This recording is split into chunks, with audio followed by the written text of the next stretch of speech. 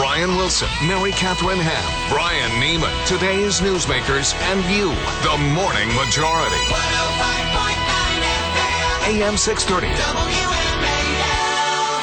It is 8:07 on the Morning Majority. You're listening to us on 105.9 FM or possibly on the old frequency, AM 630 WMAL. Glad to have you with us as we kick off week number 2 on the big FM stick. We should explain what a stick is, because Mary Catherine said she didn't know what that word. They keep talking about the big stick, and I'm like, I assume it has something to do with radio. The stick is the tower. Right. The big FM tower. We're on the big FM tower. I thought it was like Teddy Roosevelt or something. I didn't know. We carry a big stick around here, that's for sure. Hey, on the line right now, our good friend Michael Barone, who is the one of the top analysts over at the Washington Examiner, and a very, very smart man who understands all things there are to know about politics. If Michael Barone doesn't know it, it's because it's not knowable. That's just a fact. Hey, Michael, how are you? Well, I'm very good, too, Brian. You should add that I use words good. You speak real good. Hey, Michael, look, we really have to talk about what happened down in Florida, because everybody went in sort of expecting that Rick Perry was going to mop up the place. He had sort of a weak performance in the debate, something that Mary Catherine picked up right away. Said he just didn't come through. He sort of stumbled on his big points. He didn't quite get her done. And then we have a sort of a straw poll is the word I'm looking for. Straw poll a couple of days later, and Herman Cain cleans up. He has more votes than Perry and Romney combined. What's going on?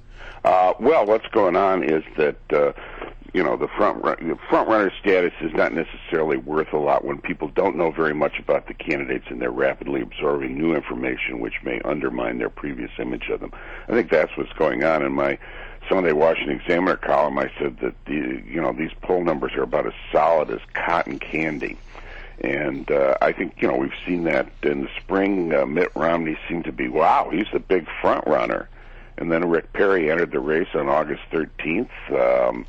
The same day as the Ames straw poll, the Iowa Republicans straw poll, that Michelle Bachmann won, and suddenly, not Michelle Bachmann, but Rick Perry goes into the lead, and Mitt Romney's support in some polls is cut in half. And now we see that Rick Perry's numbers have softened in September, and my prediction, and that of many others, is that after his less than commanding performance in the debate on Thursday night, the Fox News-Google debate, he's probably not going to be in the lead anymore, certainly not by a convincing margin nationally, and he may not be even in what are assumed to be some of his regional strongholds like South Carolina.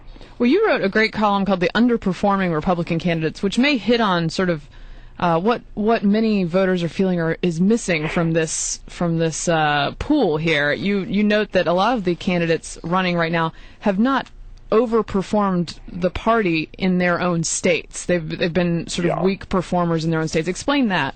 Well, if you go back 40 or 50 years, you had Republican presidential candidates.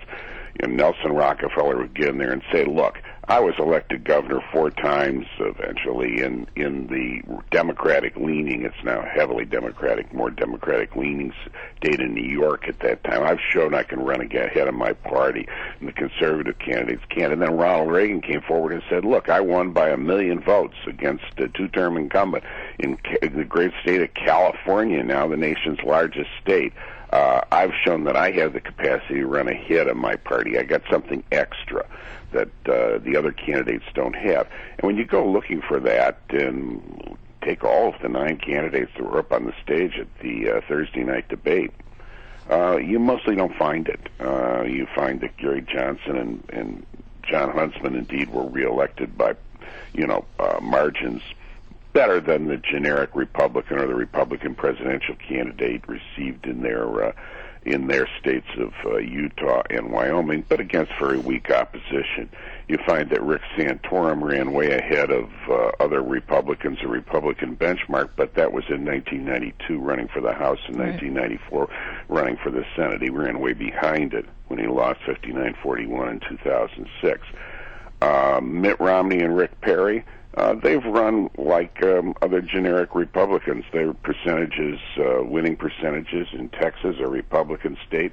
Rick Perry has won solidly, but by about the same margins that Senator John Cornyn has won twice, and that John McCain won in 2008. He carried Texas, but of course that wasn't at a level high enough to carry the country.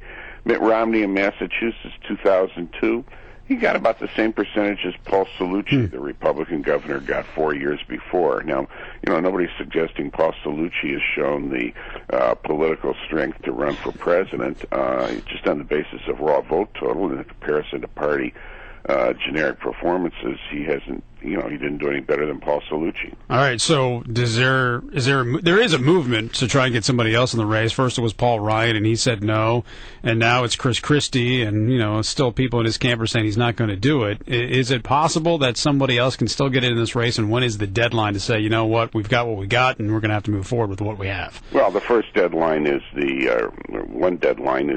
believe, November 1st deadline to get on the ballot in Michigan. As things stand now, I think that's the first filing deadline. The fact is, if you go, Bill Clinton did not announce till October 1991, a month later into the cycle than we are now. Right. If you go back to the 1970s, people were entering the race in April and May. I'm not sure that's a viable option at the present time. Well, do you think Christie's getting in?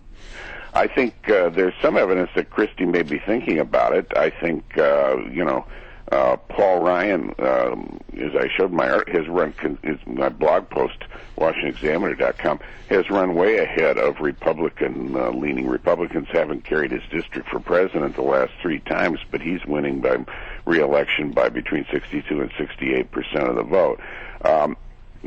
Mitch Daniels, who carried Indiana 58-40 when Barack Obama was winning at 50-49. Mitch Daniels is going to be in Washington today. I suspect you'll see Bill Kristol of the Weekly Standard running around trying to catch Mitch. And, with a petition, signing an affidavit of candidacy or asking him to do so as a proxy for Chris Christie. See if he's got a power of attorney to do that. So why do you think all these guys who poll pretty well, with Christie, whether it's Ryan or whoever, Mitch Daniels, why don't they want to get in? Well, I think that family considerations were a part of Mitch Daniels' case and Paul Ryan's case. They've certainly said so. Chris Christie, I saw his appearance over at American Enterprise Institute, where we're going to see Mitch Daniels today at 3 o'clock.